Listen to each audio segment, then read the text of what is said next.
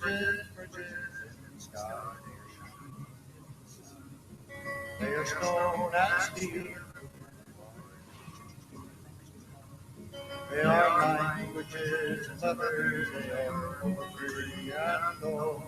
They are love and understanding in their letters. They are languages and letters. They are poetry and law. They are love and understanding in their letters.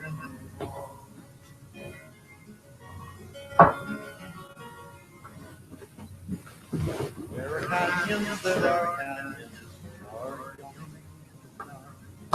They are rank and that are anger. They are all they are fear and blind suspicion.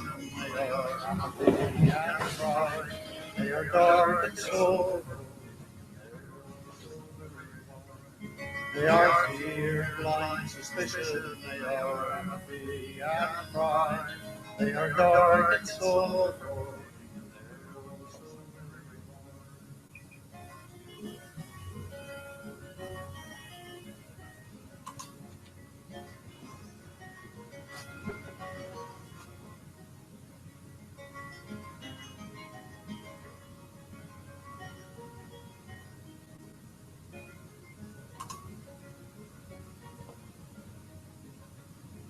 Let us build a bridge of music. Let us cross the song. Let us span another canyon. Let us run.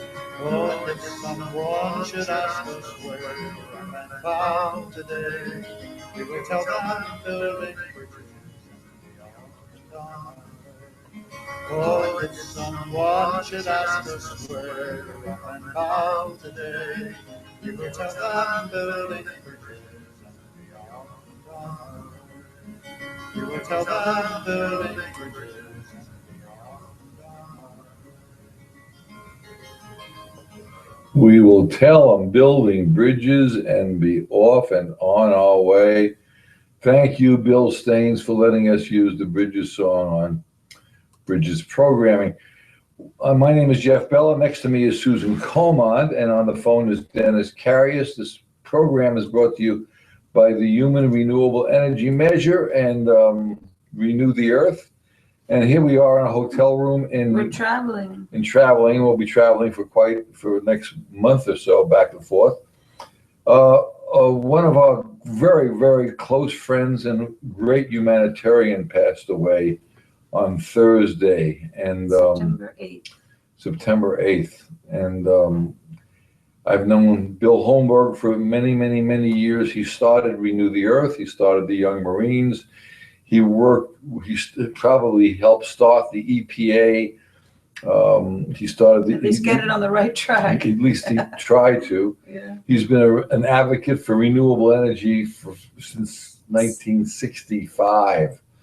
I mean, before it became a popular thing. He was a great humanitarian and one of the best human beings they ever met. He will be sorely missed. And every new person he met, he always was asking them, what are you doing to try and help make things better in this world? You know, he was not saying it to make them feel guilty, but he was really genuinely interested in the potential of every human being to make make the world a better place for all of us. And he had certain focuses. His son just wrote. His son was a nominee for the Pulitzer Prize, and his son just wrote an article about his father, which was Bill. And one of the things that he just moved down to Florida. He's been very sick with cancer for years. He was 88 years old when he died, and his 80th birthday, Obama sent him a beautiful note that he read out to the when he had just become president. He said, I'm hoping we're going to have a good working relationship. Right.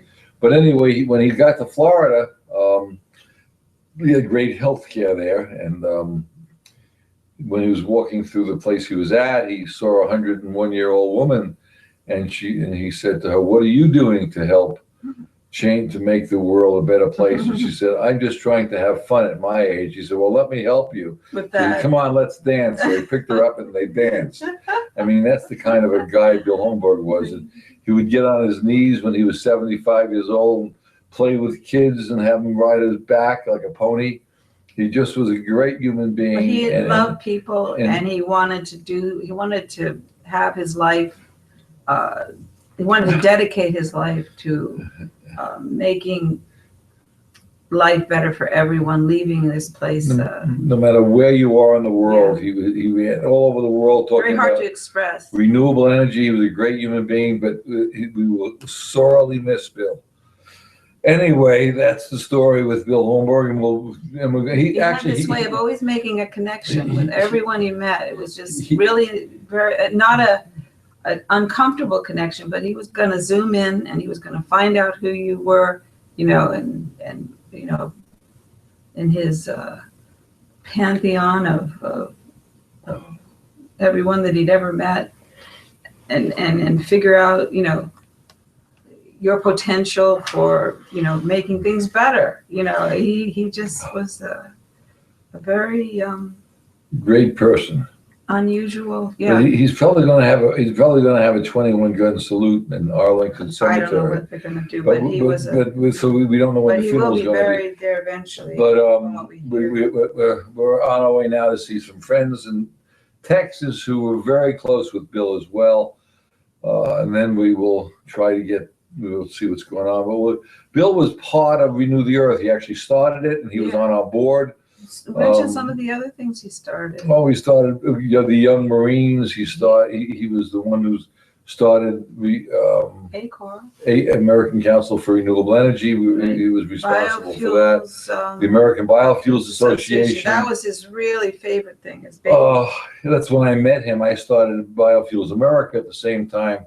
He started the American Biofuels Association, and then we met in Washington to see what do you do that's different from what I do. And his thing was from the top down, move the politicians to go for renewable energy. He was always lobbying Washington because he lived there. He was part of the government. And he was always behind the scenes pushing. Never got credit for all the things he did, but he did tremendous amount of things. Well, nobody does. One of the ones he got done was the Texas Renewable Energy tape that we have on our Renew the Earth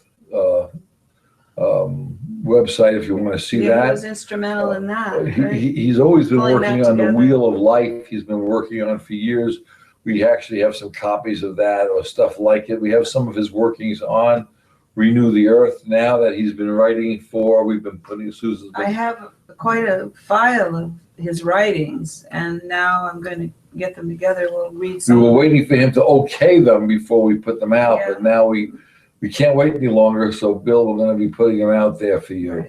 Right. On his blog. There is a Bill's biomass blog there, but unfortunately these won't be answered now. Live blogs. They will be blogs in retrospect, but just as important and powerful, because these were the efforts of a lifetime, and he was putting it together to the very last moment. And we never know what nature has in store for us. For a while, you know, modern medicine was able to keep Bill going for, you know, a couple of more years than maybe he would have lived naturally. Right. But and we're grateful for that. He was shot up in the Second World War. Yeah, recovered from that. Yeah. And the guy's an amazing guy, just an amazing human being. But there's just. Anyway, once someone dies, I guess that's the end of that. There's another. Well, they become something of a. They're represented into the future by, you know, of course, the memories and their idea, your personal memories, other people's. Everyone will have a different impression who has met Bill Holmberg, but I think there'll be consistent impressions too. But he would approach each individual as, you know, an individual. He was not a he really was interested in what you were doing, you know, in an intense way, you know, not for a real long period. He wasn't like going to draw you out for hours or something, but just enough so he could get a bead on it, and then he would put that together with all the other things he'd been learning all his life, and somehow, make an assessment that would come out in his writing, about an overall scheme. And if you want to talk about it later, his main focus was biofuels of the renewable energies. That was the one that he felt was most important at this point, and the transition. The reason for Bill's intense movement toward biomass fuels, right, is because we'll show you one of the things. Well, no, go ahead with what you're saying. Don't get distracted. Was because the biggest user of fossil fuel or liquid petroleum product is transportation fuel, and the biggest pollutant we have is actually bigger than coal, is liquid transportation fuel. And if you're running diesel trucks, especially in poor areas in Manhattan or big countries like China, and people are running all these, and of course it used to be Italy and all big cities, wherever there's traffic, you have tremendous amount of pollutants. And if you want to see this more so than ever, just go to our website and look at the last part of the speech that Steven Seagal made on The Texas Renewable Energy tape that talks about the different kinds of renewable fuels. And it shows the damage that the petroleum products are doing. And it shows how much pollutants are put out by automobiles. And of course, we've all been promoting solar because that's like, well, that's the foot in the door. But the reality is we need a different source of liquid petroleum. Bill's always been promoting liquid fuel. Liquid fuel, right? Not for automobiles for the transition. And we could go to let's see, an alcohol fuel converts easily to for ethanol. Like ethanol, there's to a hydrogen based let's say a hydrogen based fuel, and there's more hydrogen in ethanol than there is in any other substance. There's 2 parts of hydrogen and the other fuel and the fuel, because so you can get, if you wanted to run a fuel cell in your automobile, an excellent transition to go from fossil-based fuels or from petroleum-based fuels would be ethanol fuel. And then once you got into a fuel cell, which is reasonably just as efficient as anything else, it's just as efficient for anything else, is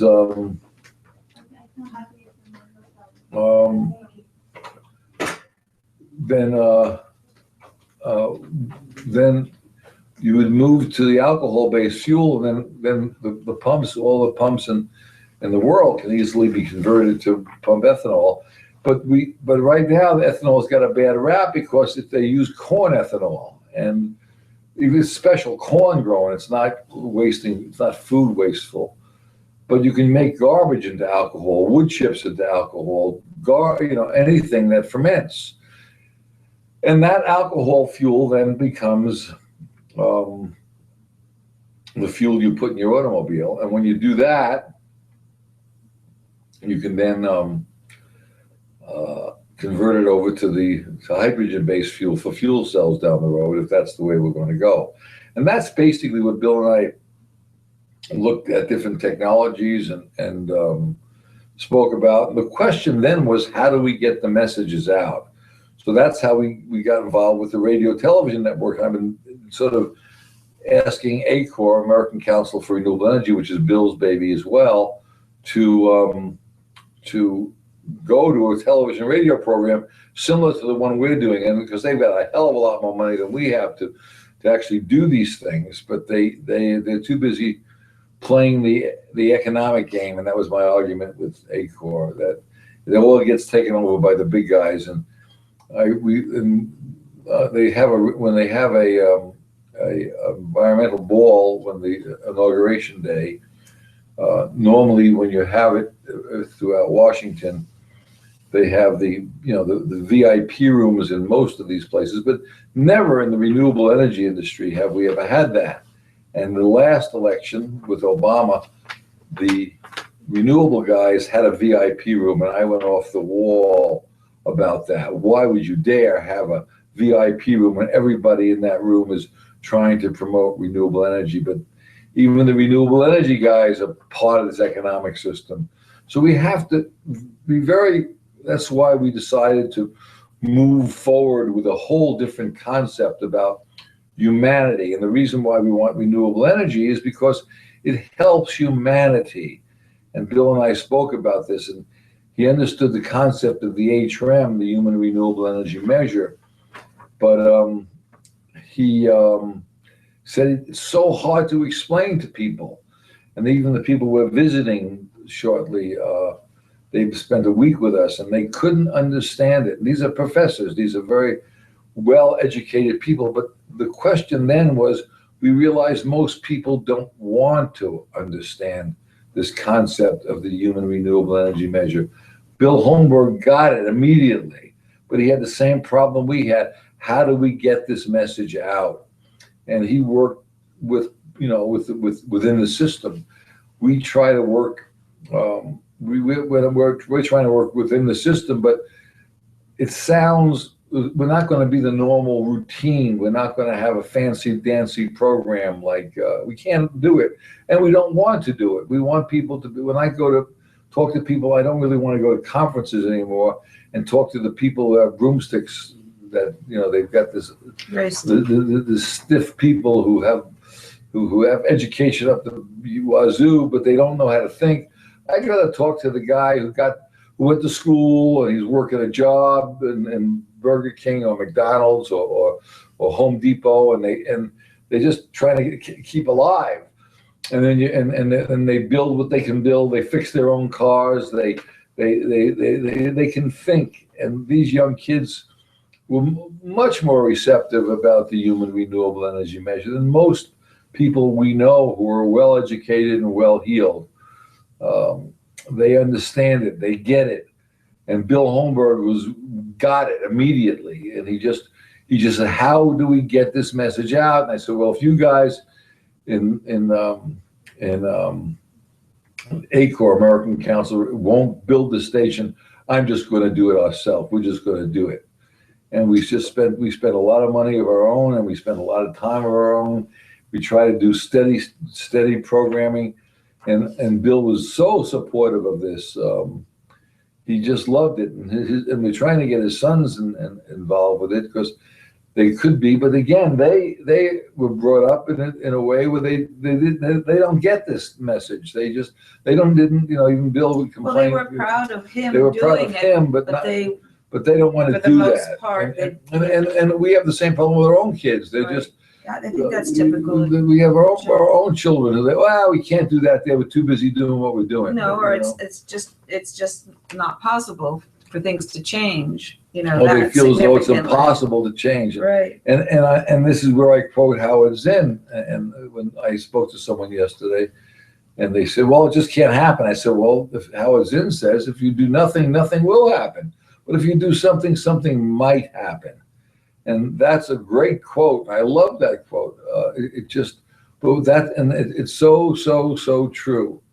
But a lot of the constraints for the generations that are living and coming up now are that the most of their time is spent within the economic system just trying to get their basic needs and their needs met. Yeah, they're working 60, 80, 90 hours a week. Even though one of Bill's sons is a writer, he can't write about what Bill was interested in every time he writes a column, because then it won't be published by the person that he's hired, has hired him, and he'll lose his job, because you can't just keep, saying that this is important to do biofuels and this is why it's important, and like we're doing.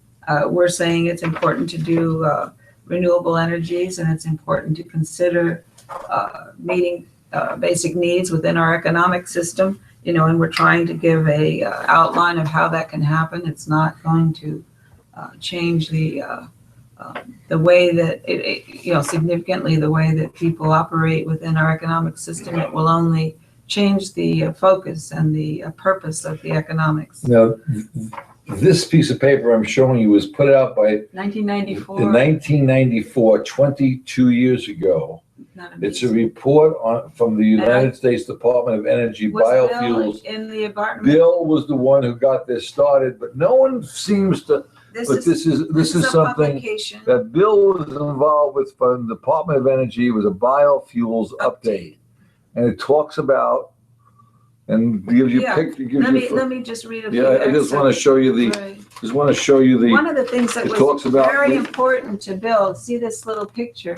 Was the continuous loop of carbon, how you could be using it as a fuel, and taking it as biofuels from, biofuel feedstocks, and I can read what they were and are, and then it would keep cycling, and it wouldn't be any loss of carbon dioxide materials and no pollutants and you wouldn't. Minor pollutants. And you're replenishing the soil.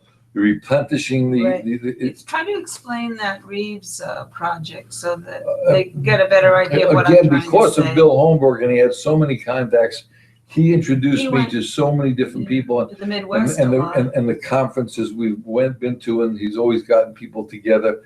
And it's to a point now where the conferences, in my opinion, are just people patting themselves on the back and trying to get money out of government. But when we went to the beginning conferences were very, very informative. There was a fellow named Lee Reeves, not the actor. He was a farmer. Well, he was actually a veterinarian, so was his father. Mm-hmm. And what he set up was a cattle in the Midwest. I'm sorry, I forgot off the top of my head the name of that. But you mean where it was? Where it was, I think it was in the Midwest somewhere. I don't remember where, but it's a large farm, and what they do is you bring the cattle to them. They fatten them up with corn. And not corn, but they fatten them up. They fatten them up with corn mash, hot mash. The reason why it's such good stuff to fatten a cow up with is because it's already warm mash. Easier for them to digest. But where are they getting it from? You're starting at they're getting that warm mash from, because they're taking corn and making alcohol out of it. And the byproduct, the leftover stuff, is this hot mash that's very nutritious with high protein for the cows. And then the alcohol is sold off. The water from the process is put into ethanol making. For the ethanol manufacturing, is then put into tanks where they raise tilapia. And the tilapia then has 3 different tanks, small, medium, large, for different sized fish. And as it grows, then when they change the water over, they spread that fertilized water from the fish onto the fields for fertilizer rather than fossil fuel product. For the next corn crop. Next corn crop. And then the cows go for slaughter to be fattened, because they're fattened up cows. And then the cycle starts over again. So every part of that farm was using a byproduct of the ethanol fuel. So you've got like a small loop, but Bill was looking at even larger, a worldwide loop like that. But that's a miniature one that was for instance, like in New York State, family. In New York State, we have a huge problem on the Mohawk with something called water chestnuts. Yeah. And they can be harvested, water planted, and easily fermented, and they're very annoying, messy, invasive species that could easily be manufactured into alcohol fuel, or dump sites can be easily converted to of course, the methane, but instead of dumping them in dump sites again, take the fermentable products and put them into into biodigesters and make alcohol fuel out of them. And we can blend the alcohol fuel with the fossil fuel until we get to E85, which you'll find in some stations. You can buy E85 fuel now, but it's not made from corn. It's made from corn, not from cellulose. In other words, corn alcohol and cellulosic alcohol they're the same alcohol at the end, but you can make it from garbage to alcohol, which is cellulose, or wood chips to alcohol. These are all important things, and Bill's thrust was to change the way we do business. He was always lobbying congressmen and senators, and he was always doing. He worked harder than any person I've ever met. He's always was writing. He spent his whole life writing about different concepts to change the world. It was heartwarming to hear when we both spoke about the popes, which has got the biggest bully pope that we know of, to talk about changing the environment and fixing the environment and changing the economic system. Mm-hmm. And when we realized that the Pope couldn't get the press we would like to see, we realized how difficult it's going to be to get the press into the HRM idea, the HRN concept, to stop killing our neighbors, get, as Dennis would say, get campaign finance reform, so the people who are politicians help humanity and help the different species on this planet, so we don't keep on poisoning it.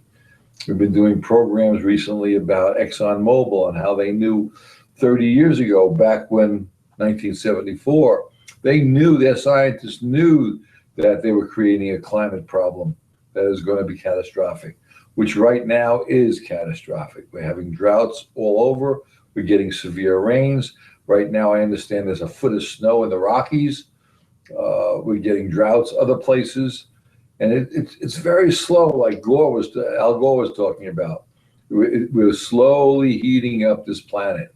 We're melting the ice caps. Well, what do the big corporations do? They're looking to gain profit from it. Well, I'm not saying they shouldn't. Newly revealed possibilities for them to make more money. More money, but at what cost? Now that the ice is being melted. Yes. We need to figure out a way to change the economic system to make sure it's available for all humanity. And again, we had another conversation. We were in a space yesterday where it's of course Washington D.C. and there's lots and lots of very wealthy people right where we are, and you hear them talking about the political system or the election coming up, but not one of them was, when you listen to the conversations, not one of them were talking about anything real. They're busy fighting amongst which politician should or should not win.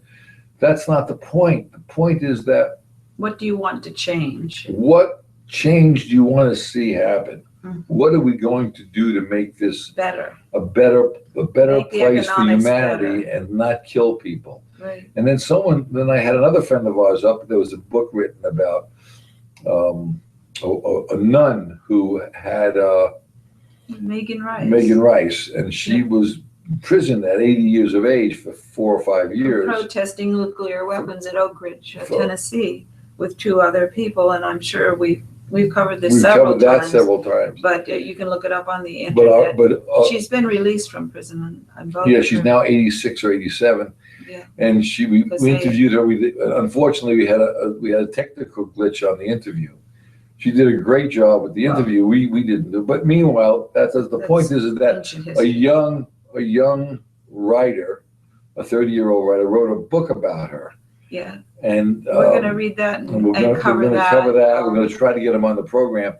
And we've asked, but anyway, this fellow who's the nephew of Megan Rice, who is a friend of ours, he didn't write the book. Some other guy wrote the book. He brought the book to us because he wanted us to see it. And we got talking, and then another friend of ours was there at the luncheon we had. And we were talking about the HRM. And one person says it's never going to happen, and then of course the other guy was saying, well, we can't even agree on anything. I said, well, we do agree on things. We agree we don't want to kill other human beings. You got to start with the things, the basic things, the simplest things you agree on, then work your way. And then how do you measure it? Just like that's why we're saying we can agree that we need a certain amount of calories. Every individual, we can agree you need a certain amount of calories in water and food. You need a place of shelter, and you need education. Those things we can agree on. Those are needs, and those are the things that the economics should be satisfying worldwide for every person born. That's what that system should be for, but that is not what it's for. It is for satisfying exceptional wants for a very small part of our human population, and then it barely trickles down, to the rest of the mass of people that are living at this time. But I want to get back to Bill. Okay, go ahead. Because and he had an email address, which I'm sure, of course now is going to be retired. And I was saying to Jeff the other day that that's the only email address except ours that I ever memorized. I don't know why, but we've been in contact with him, as Jeff said, for a very long time. Jeff for 40 years, me for close to 20 now. So we were sending back and forth a lot of emails, and his email was biorefiner@aol.com, and it's funny how something like that, it becomes alive in a certain way because it represents a certain person, and almost better than a social security number in some, because he kept that all the time. He never changed it, and so that people could easily email him if they wanted to communicate with him. He was a communicator. He was a person who wanted to communicate, if not, through his writing and people writing back to him. He, as I said, very much enjoyed person-to-person communication. Looking you right in the eyeball was something he really enjoyed. And biofuels. I mean, his email was biorefiner@aol.com.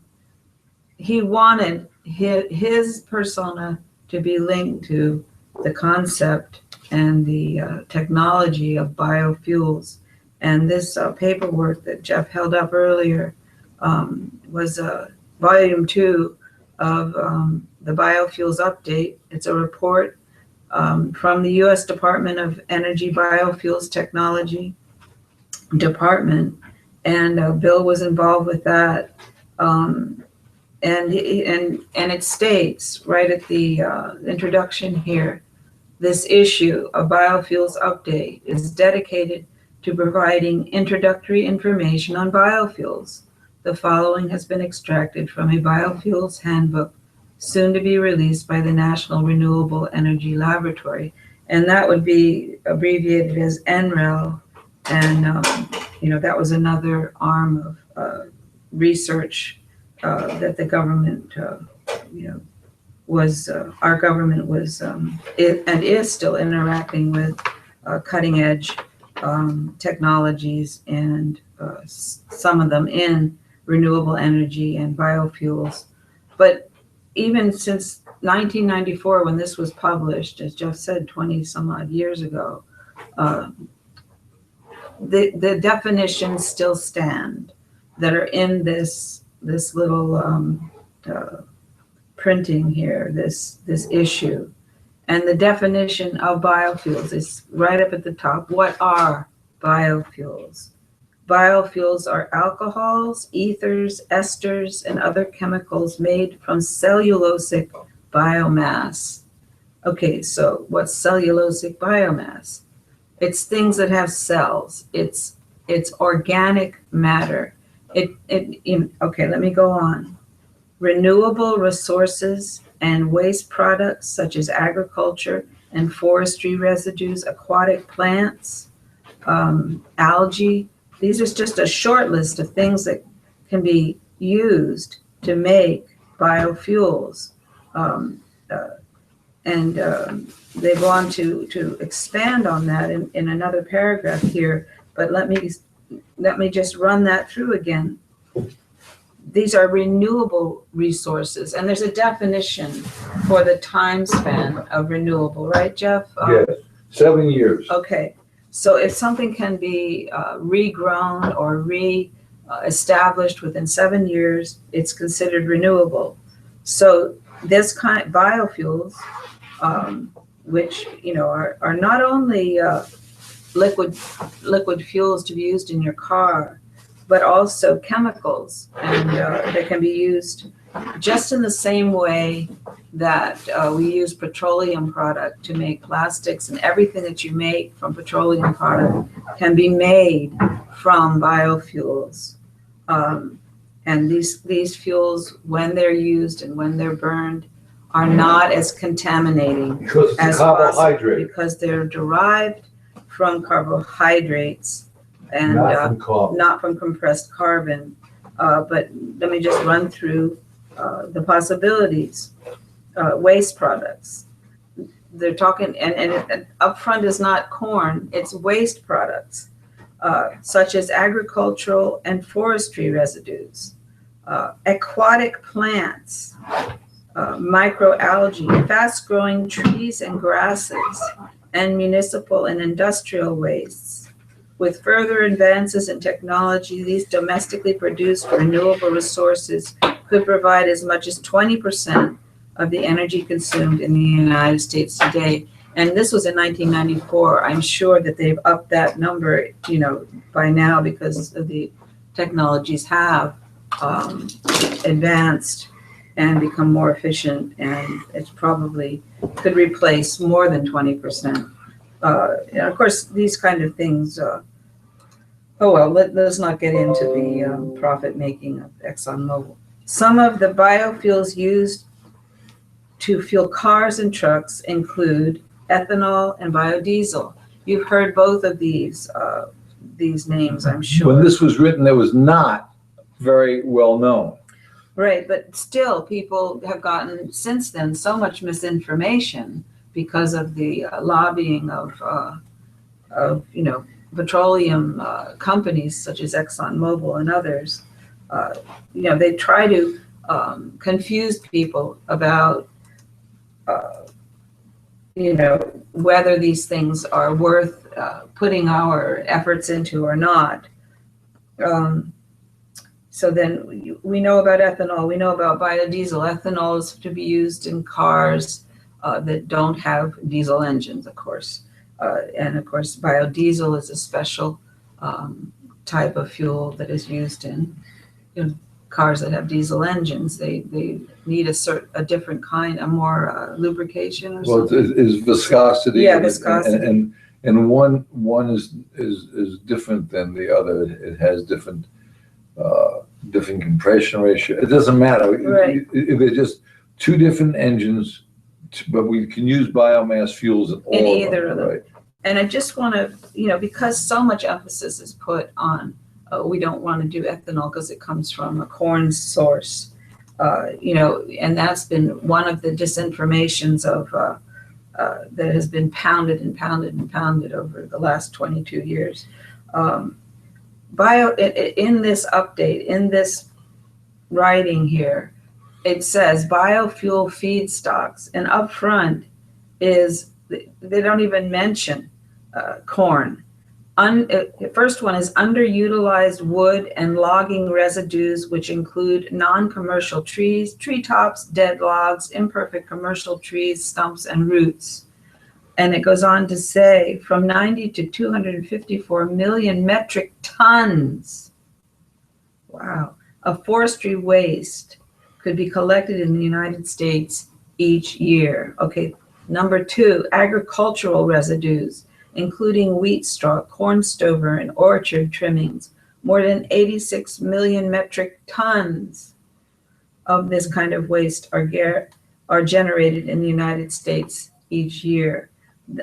3, municipal solid waste, such as waste paper and yard waste. Approximately 182 million metric tons of MSW, municipal solid waste, is expected to be generated in the United States in 1995, and that was just 1995.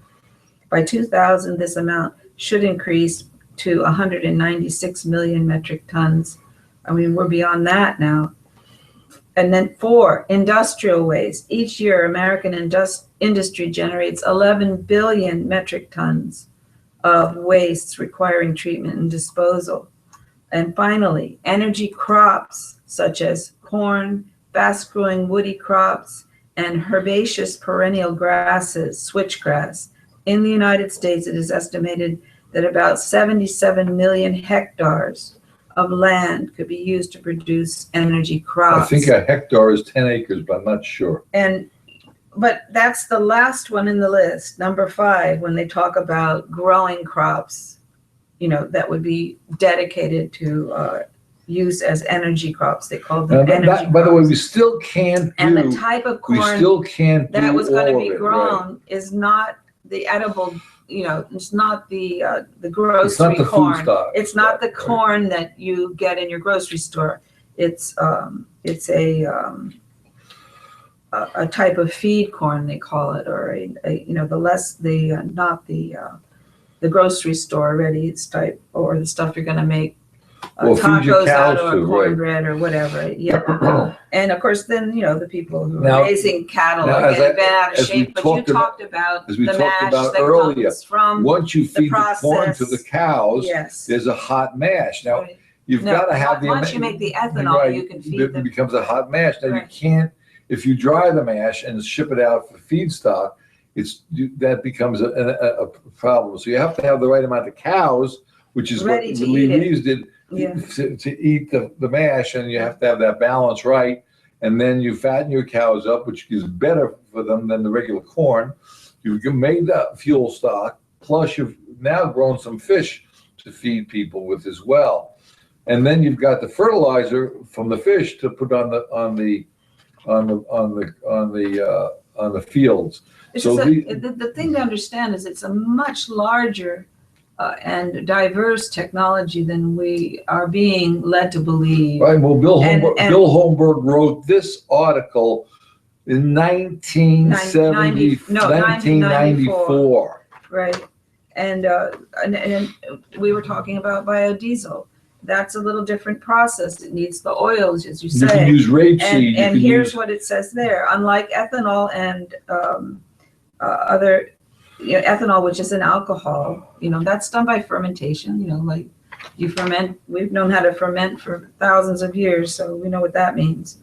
Biodiesel is an ester that can be made from several types of oils: soybean, rapeseed, oil seeds, animal fats, waste vegetable oils, which is called yellow grease, and municipal and microalgal oils, lipids.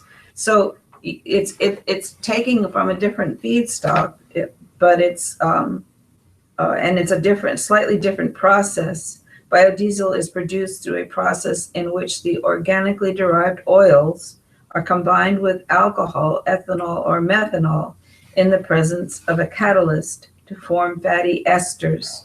So this is a chemical combination that then is the same as diesel fuel made from petroleum, but it's not as polluting when it's burned in the trucks, because it's not a compressed carbon that's going in to the making of this fuel. The compressed carbon brings with it not just what you need to power, to make a liquid fuel and to power a vehicle.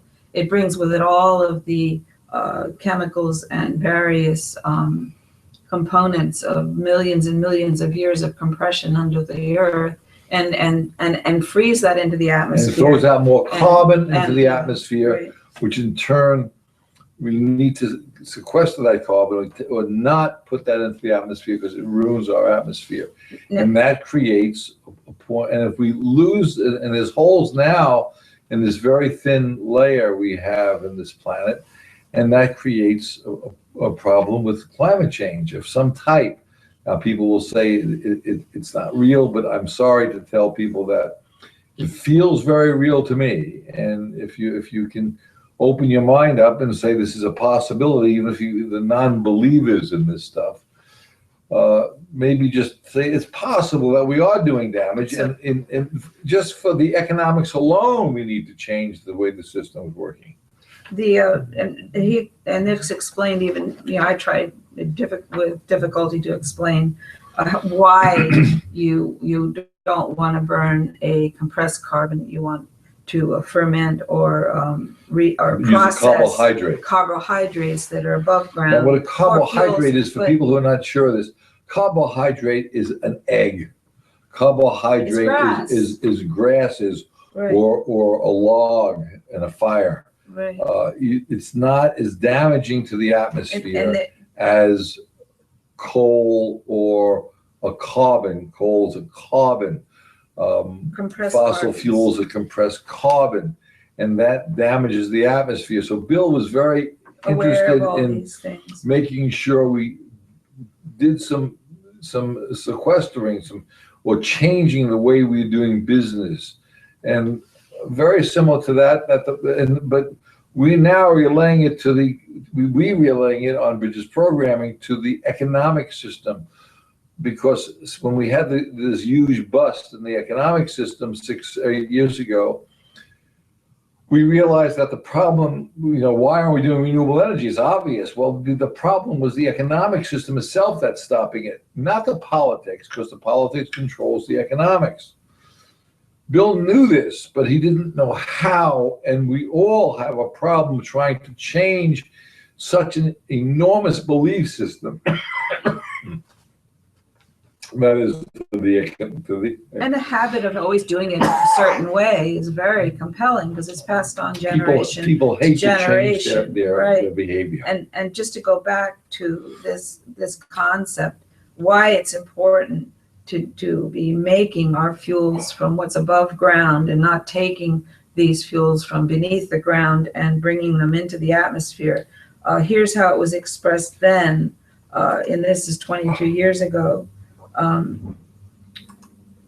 They're saying here, they're just barely saying here, although carbon dioxide, a component of greenhouse gases that may contribute to global climate change. At that point, they were even hedging their bets, is released when burning biofuels. Biofuels do not contribute to the accumulation of CO2 in the atmosphere.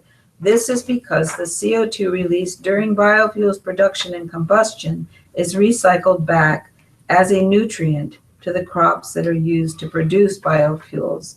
Thus, a closed CO2 cycle results and a neutral carbon balance is maintained. We're going to try to put this on the website if it's not there already. I'm going to try to make copies of this, and mount this little pamphlet, this 4-page pamphlet, onto the website in the name of Bill Holmberg, because the simple way to say that is these biofuels reduce the harmful exhaust emissions and are better for the environment than fossil fuels. We can go into the chemical reasons, which we did a little bit here, and he goes on to say motor vehicles account for at least half of all air pollution in the United States, and you're saying it's probably even more at this point. Right, because right now, even in New York State uses a tremendous amount of renewable energy, because they're using hydroelectric from Canada. That's an enormous amount of renewable energy. We have wind energy, of course, but mainly hydropower, and now we're going into solar power. But the reality, the biggest pollutant we have in New York State is liquid transportation fuel. Now, eventually, if you get to electric cars, that may be a thing, but then you've got another problem with how much damage are we doing building these cars and these solar panels. Now, of course, if you recycle them to get your better technology instead of throwing them away and building new stuff, but building them so they can be recycled and reworked, that's a very much better idea than it is to throw out and get new. I mean, we have to get rid of this throwaway society.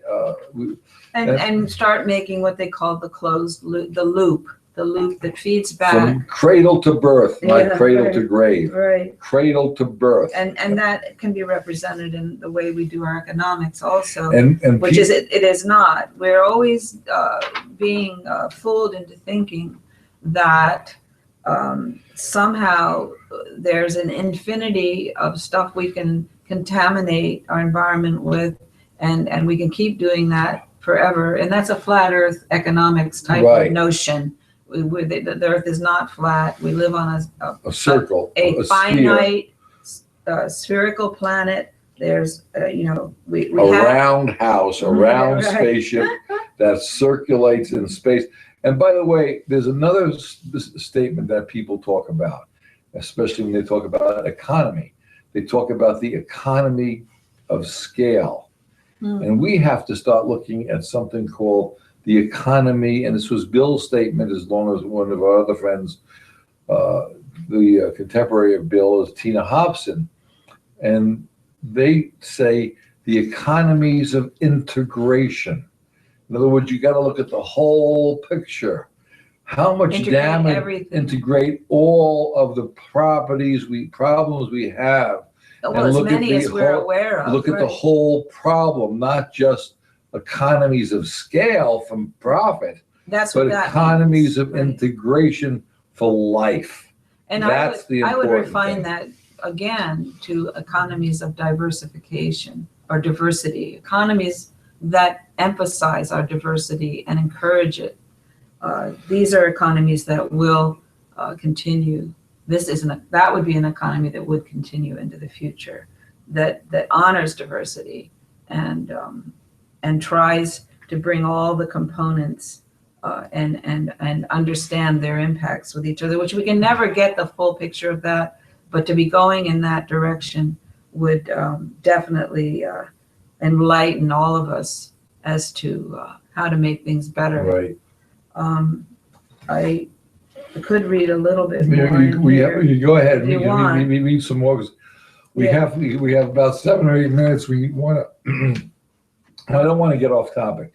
Holmberg's been spending his whole life. We want to honor him with this long discussion about biofuels, because that was his baby. That was in his heart all the time. And all talked about biomass fuels, and talks about the damage, the water pollution, the air pollution. And he was very, very interested in how the impacts on the soil would be. This is just one teeny publication that he started in 1994. Right. 22 years. Well, it's 94, 04, 14, 16, 22 years ago. And and he's done, and he was instrumental in getting these things changed. Have moved forward. Now, a lot of people because of his efforts. A lot of people are going to miss him. Right. But a lot of people are also going to say, I'm glad he's out of there so I can make more and more money. And this is the problem. Where's the dough was an expression, because we always had to raise money to keep these big projects going. We shouldn't have to raise money for this. We should just be able to keep the big projects going to help change the world. If the whole way to get something that is better to happen is to raise the dough, it became a joke with us toward the end. We were, where's the dough? If people aren't doing it because it's the right thing to do by this time, then we're really in big trouble, because you can't raise the dough. You can't raise without hurting the system. No, not only that, or without compromising, what it is that you want to do. The biggest companies that are, purveying fossil products for liquid fuel and all the other chemical and whatever manufacturing processes, as which we went through in other programs. Pharmaceuticals, pesticides, fertilizers, plastics. The companies that are doing that, they're not going to step aside and say, okay, you can have part of my market share. Money is not going to take us there. Politics is not going to take us there. We've gone as far as we can go, and Bill, moved politics as far as he possibly could. And I think at the end of his life, he was thinking that, there's got to be another route now. Well, that's We've how gone we as far- got That's involved. why we have to get people thinking individually about, what their life contribution is going to be. He to loved the future. idea of the HRM because the HRM, on the way the Pope was talking, it was an economic problem. And a matter of fact, if people were visiting this week, again, they're always looking for granting and other people from environmental groups, they're teaching and they want to get grants for the colleges. The more money they can raise, the higher they are up on the echelon. That's insane. Why not? I mean, why do we need to focus on the economic system rather than on the human system? Like for instance, a guy working in the stock market makes a fortune in some cases, and in some cases, a person studying how to cure cancer, a scientist, makes almost nothing compared to a person manipulating money. There's something radically wrong with that thinking process. All humanity should have a basic need met. Whether you're a doctor or you're a ditch digger, you need to have the basic needs met. Whether you're a farmer or you're a farm hand or you're the owner of the property, you need to make sure all humanity has their basic needs met. And Holmberg was right there. And we just need to continue on with these conversations, and hopefully younger people than us will understand what we're saying and take the torch and go with it with your own ideas, better ideas than we have. How do you move it forward? We're using internet. There may be something else down the road that's much better, social media of some type. Just get these messages out. Again, and I'm going to tell you how you can do this. If you understand what we're saying, use your social media, go to your church groups, start your own HRM group, a human renewable energy measure that says every human being must have their basic needs met. Their basic needs are measured in energy units, in human renewable energy measures. And that's 1 million units of food a year supplied by the sun, 1 million units of water a year supplied by the sun, the energy units required for basic living shelter supplied by the sun, measurable by human beings so it can't be manipulated. And of course, all the education you can muster to do whatever you want to do. I want to thank you all for listening. Yes, This and has goodbye. been Sunday on the Front Stoop, the longest stoop in the world. Goodbye, Bill Holmberg. And may I say, we will sorely miss you. He punched a hole in the universe and passed on through it, and we're going to miss you very much. Yep, that is for fact. Thank you. Bye now. Somewhere across the sea, and suddenly the price of oil goes up. Your neighbor's out of work because they closed the factory. You try to stretch your paycheck, but it's never quite enough for energy. It all comes down to energy. You wonder where the money's gone. Well, here's some fuel for thought. It all comes down to energy.